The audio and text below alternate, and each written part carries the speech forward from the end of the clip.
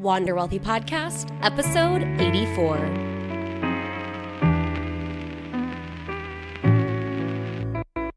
Hello. Welcome back to the Wander Wealthy Podcast. If you're new here, my name is Tess Wicks, and this show is one where we usually talk about money, and typically I'm interviewing another woman of the world about money. Or sometimes we talk about personal finance, maybe travel, or anything else that really comes up for us.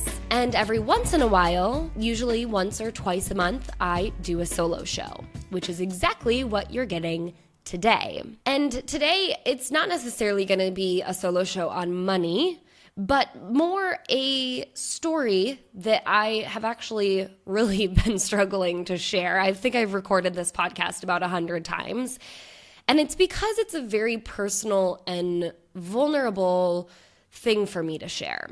The long and short of it is that the past 6 months, and these are specifically the 6 months that I've been living in Italy, have been some of the most challenging and difficult months for me in my entire life. And it's weird because I would equate it, and here's a little money comparison for you. I would equate my emotional shifts like the stock market. They've been very volatile, and not in like the bad, abusive kind of way, but volatile as in there are points where I've been so extremely happy, happier than I've ever been in my life. And then there are points where I'm very sad or very frustrated. I either miss home or I'm frustrated with the new norms that there are to get used to living in Italy, and you'll hear more about that as I share my specific struggle that I want to share with you. But this has been a lot more challenging than I really anticipated it being. And that's what has been extremely hard. It's shocked me in ways that I didn't expect. And that's why I think I've had a lot of like little breakdowns every once in a while, because I'm struggling with learning the language and feeling comfortable doing little everyday tasks that I used to do without even thinking about it. Now, if I go to the grocery store or go to the gym or go into a Sephora, I practice over and over in my head this new language and, what I'm going to say in response to people asking me follow-up questions that I didn't expect. And somehow I've developed this social anxiety a little bit, which is totally weird for me because it's never been the case for me in the past. And that's just something that, comes with the territory of learning a new language and moving to a new country. At least for someone with a personality like me, because I know other people, it's totally different. But for me, has been really difficult and didn't realize that I would deal with these things.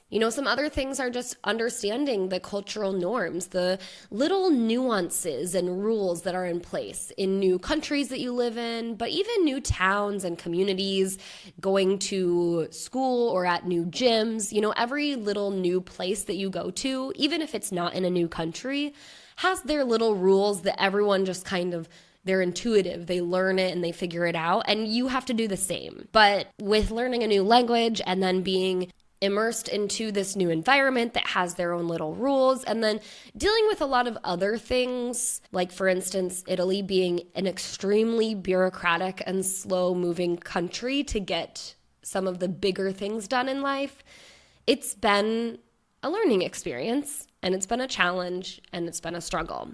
So all of these various struggles that I've been dealing with have really added up. But I do have one particular struggle. I have had a lot of resistance around sharing this struggle or challenge that I've been facing, because to me, it, for the longest time, never really felt valid, at least when I verbalized it. It just sounded like I was complaining about something that I should just be grateful for. And more recently, I've realized how important this aspect of my life is that I just didn't realize was that important. And I promise I'll get to the details in a little bit. I just don't want to lose you in the first couple minutes of this show. But I've realized that these things are important to me, and come to terms with the fact that no matter how blessed you feel or fortunate and grateful you are for these opportunities you've been presented with, the challenges and the struggles you have are still very valid. And the exact opposite of the spectrum of course, is true as well. If you've come on hard times and you're struggling with various aspects, no matter what, us as individual human beings, if we are facing a challenge or a struggle and we're frustrated with the process we're going through and we need to vent about it or we need to do the work to overcome it and that work feels hard for us, all these feelings you have, they're valid and that's okay. So that's something that I first had to come to terms with before I could even open up and share this. But the main reason I wanted to share my story and my struggles and challenges with you all is not because I want sympathy or anyone to feel bad for me, but it's because I want to share the development work that I've been doing to work on this and to bring myself more joy and happiness as I work through these challenges. And that, I think, is super applicable to just about anyone. I think at any given point in our life or our year or several points in our year, there comes times where we are feeling like we're behind in life or we're just unhappy, unsettled, uncomfortable, or frustrated with where we're at in specific situations. Whether that's in your career or your specific job and you're trying to find a new job, but a lot of the things are out of your control. And so you're just going through the process, but you're frustrated and you're unhappy with your current job and this whole process. Or maybe you're unhappy or uncomfortable or frustrated with your relationship status.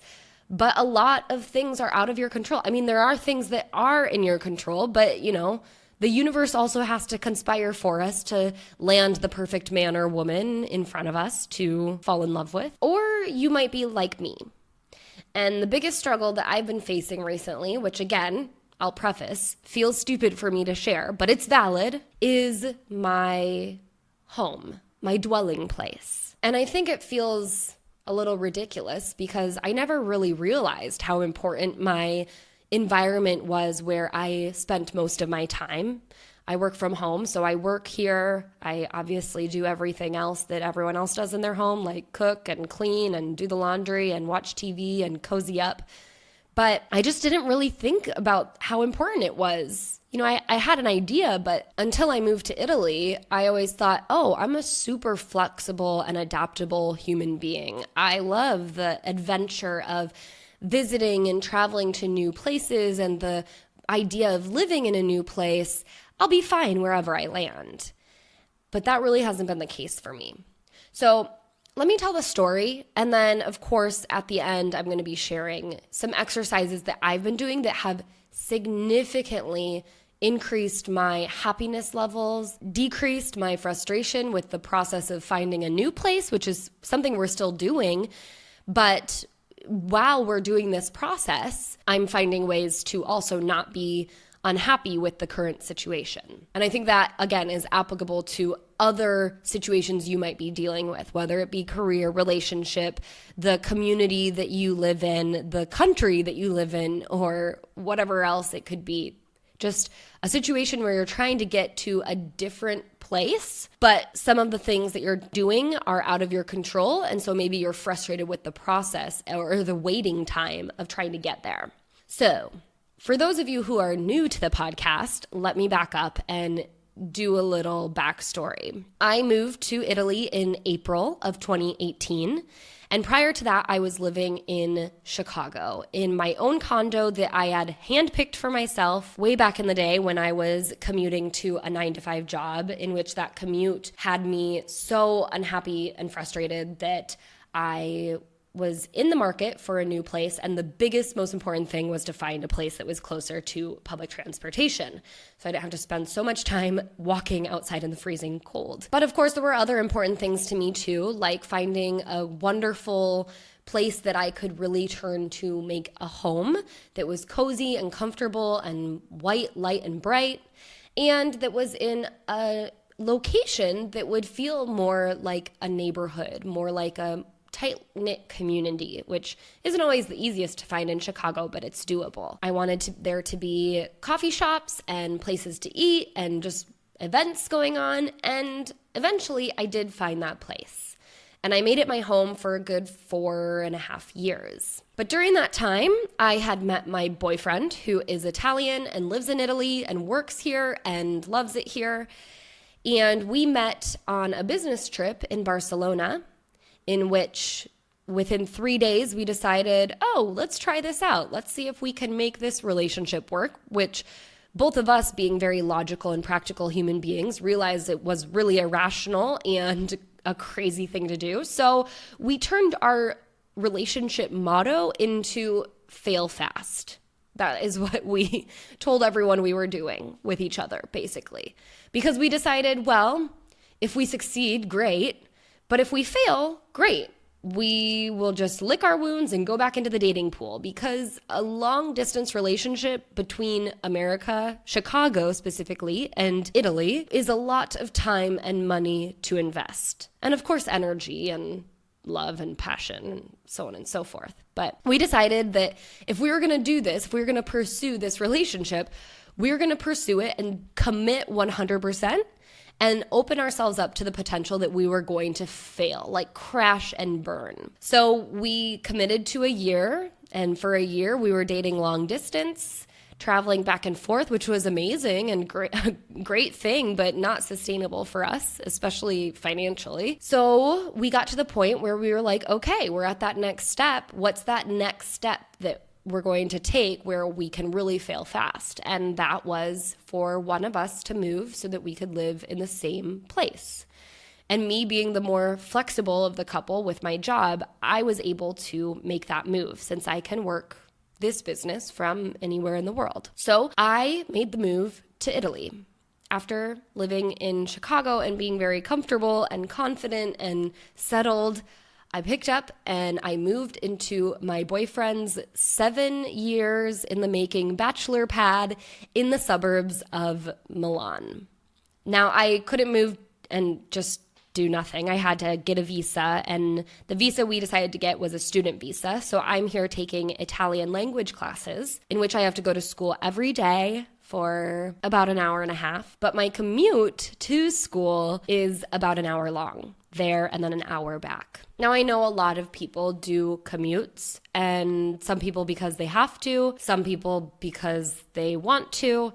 I am not a commuting person, and the thing about our situation is, since my boyfriend has lived in this apartment, he doesn't make me pay rent because he's lived here for years on his own, paying the rent. And I contribute it to our relationship in other ways, but I'm also very willing to contribute so that we can move to a closer location. Now, on top of the commute, and these are smaller things, but the apartment isn't necessarily one I would have picked out if I was making the decision. And it's definitely not in a location in the suburbs where I'm wild and crazy about living either. So I know you're probably thinking, well, Tess, there's a pretty simple solution here. Why don't you just find a new place to live? Especially if I'm willing to contribute to a new place. And that's exactly what we are trying to do. But this is where the frustrations of living in Italy come in. I like to say that everything you love about Italy when you travel here are the exact things that will frustrate you about living in Italy. Specifically if you're an American moving to Italy. So as I had mentioned, Italy is an extremely bureaucratic country. I mean, you have to get permission from the government, kind of in a way, to quit your job. And there's reasons for that, because Italian citizens, employees, renters, even homeowners, they're much more protected by the government. But in order to be protected, there's a lot more hoops that you have to jump through in order to acquire something like a job or a new apartment to live in. So the apartment search has been ongoing. We've been doing it for over a year, even before I moved here, because I knew, having spent some time with my boyfriend in his bachelor pad, that this wasn't really where I wanted to end up. So believe me, we've been doing the work, but the Italian system and also just, the selection. I mean, Italy as a culture and with its huge, enormous history, it's different than finding an apartment in America. You can look and find updated everything that are light and bright and cozy when you're searching for an apartment to rent in Chicago, but doing so in Italy, Italian homes aren't necessarily up to date. There's just not a lot of updates being made, and if they are, they're generally pretty far out of the city because the cities are really flippin' old, and you can't build a building higher than the Little Maria that sits on top of the cathedral. So there's no expansion upwards. It's really only outwards. So if you do want something that's closer to the city center, specifically so that I can make a shorter commute, you're going to find an older building that isn't as updated. So the inventory is much smaller, and just the way they do business when it comes to finding apartments or even, owning homes, there's just a lot more to it. For instance, and I just want to share this because I think it would shock the American listeners, is if you find an apartment, you generally have to sign a 4+4 contract. That means you sign a contract for 4 years, and then after the first 4 years, it can auto-renew into another 4 years. So there's no 1-year contracts like we typically have in the States. And yes, you can break the contract, but you typically have to give the landlord usually 6 months notice. Some places might have 3, but usually it's 6 months. So you can get out of your contract in the middle of the 4 years, but you have to know 6 months in advance before you're going to move. Otherwise, you're on the hook for 6 months of rent, or maybe 3 months if you give 6 months notice and then know you're moving in 3 months or something. And then on top of that, and this is really the reason why you'll find a lot of Italians in their 30s still living with their parents, because it almost costs the same to put a down payment on a house as it does to just move into a new apartment. Because a lot of apartments will require you to put a 3-month security deposit down, so 3 months of rent in a security deposit, and then some will require you to put 3 months of rent, pay it up front. So when you first move into an apartment, you have to pay basically 6 months of the rental costs up front. We're very fortunate to have that amount of money, but to me, that is such a big commitment to make, knowing that you have to put all that money up front and then you have to give a 6-month notice. And we're kind of in this weird transition period where we might not even be staying in Italy if my boyfriend gets a new job or something else happens. So it's kind of like we're between a rock and a hard place with our situation. It's not easy in Italy to just find a new place and move. So we've been going through this process for quite a long time. We've really been taking a lot of action to change the situation that might be making us unhappy. But it is still a really long and frustrating process. And it really got to the point for me more recently where I was just so sick of it. I was sick of searching. I was sick of going through this process because, it just feels like we can never win. We can never find the right place at the right price. And then, there's a lot of random little things you have to do. And half the time, the places that are on the websites that you're looking at are actually already being rented to someone. And it's just not a very easy system to work out. And I'll be honest, a lot of other things similar to trying to find an apartment, being able to do a lot of other things in Italy are a lot like this. You have no idea how you are supposed to do it, and there's no easy solution. You just have to go through the mud. Like I've been saying, I feel like I've been trekking through mud for 6 to 9 months because we've really been working on this thing since before I even moved here. So I got to the point where I was just ready to give up. And I was just going to feel bad for myself and be upset and be frustrated and stew in this unhappiness and also feel stupid for, complaining about it, because to me it feels like a really material and kind of like shallow thing to be mad about and to be unhappy with. But, I've had to come to terms with my challenges are valid, and things that make me happy, no matter what it is that they are, I can't hold judgment against myself.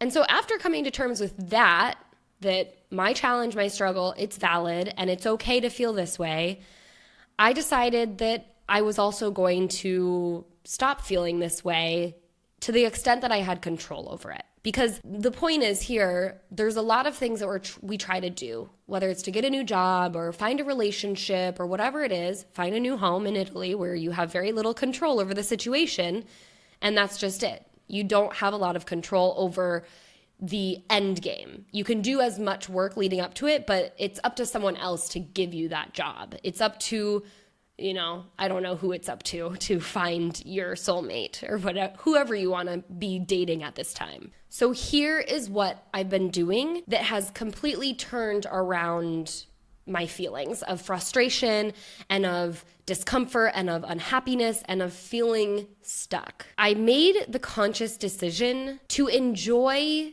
the little things, take really small actions that I knew would make me happy in this moment.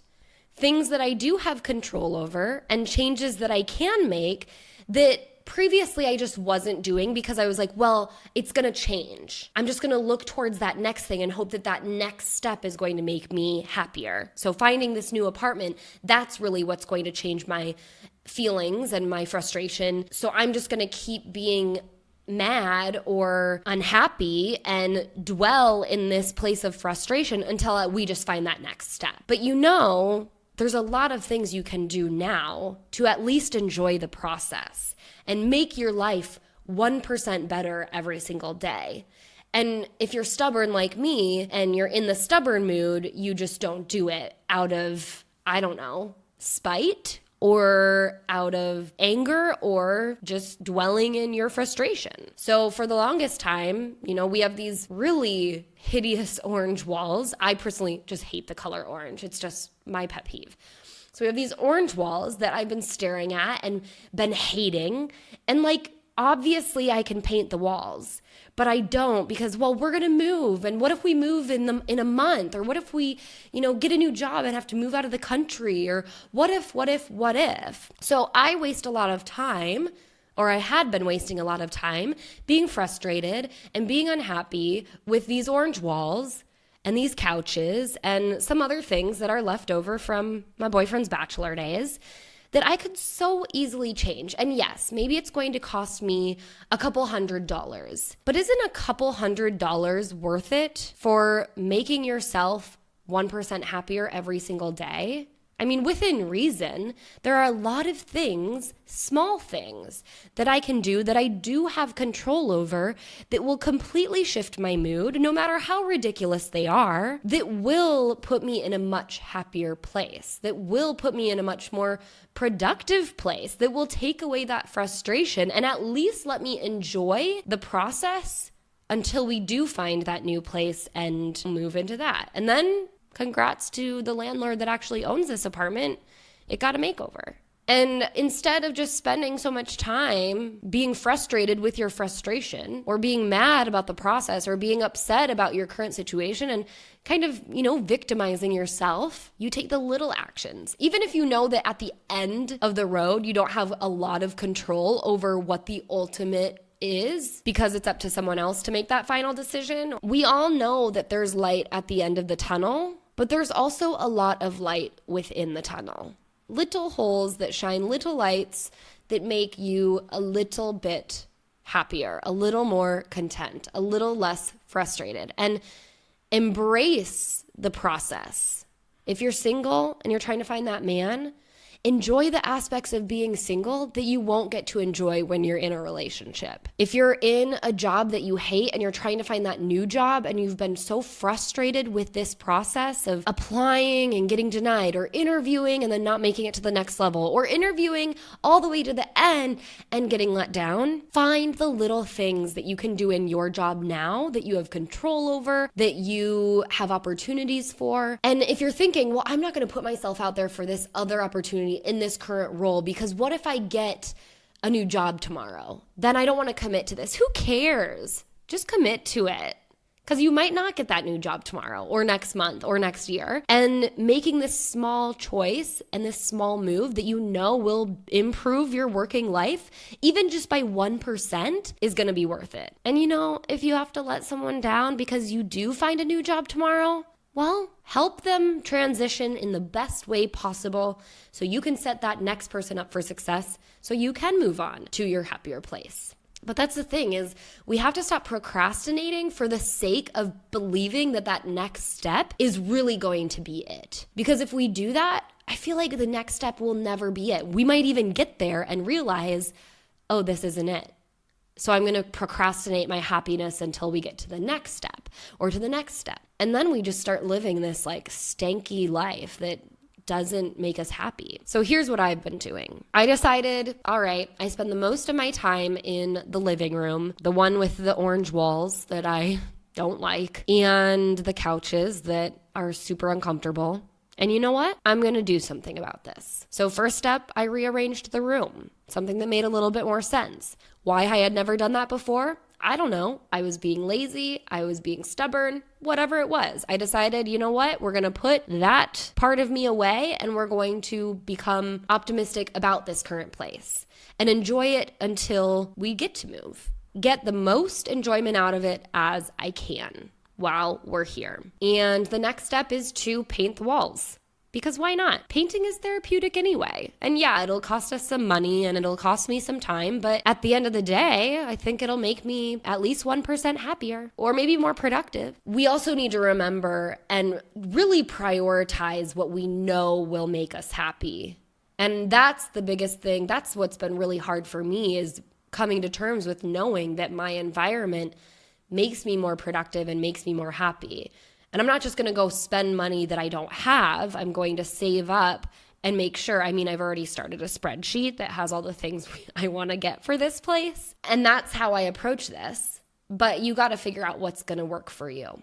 My lasting message for you today is, if you feel like you're in this spot, if you feel like you've been trudging through mud, trying to get to that next place, and you know that's going to be the secret to your happiness, maybe realize that you don't know. And despite how frustrating the process may be, do everything you can. Take small actions that you know will bring more joy to the process, at least, while you work towards that next thing. Do that thing that's going to make your day 1% brighter. And that could be to paint the walls, or it might be to put yourself out there for this new opportunity at your work that you've been considering, but you haven't really committed to because you are pretty sure you're going to get a new job soon. Or it's to put yourself out there as a single woman and enjoy your life. Invest in your friendships or invest in yourself and use this time that you have that you aren't spending with a significant other to really, use it in a selfish way, in a way that's going to bring you at least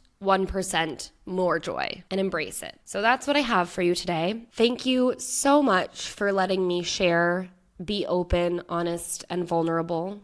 I hope that it resonates on some level and you can really use it and apply it to any situation that you're going through right now in your life. And I'd love to hear more what you thought about this episode, what you might be struggling with, or maybe you just want to give me some insider tips on how to find a better apartment in Italy.